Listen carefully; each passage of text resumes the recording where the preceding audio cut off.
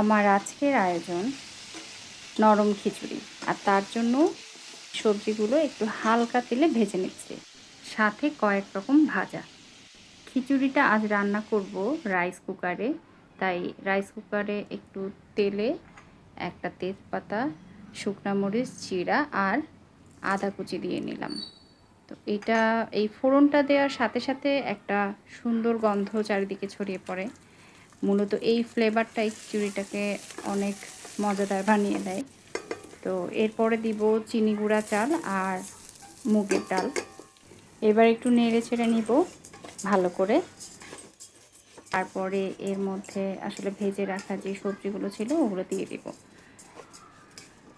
আর সাথে দিব গরম মশলা।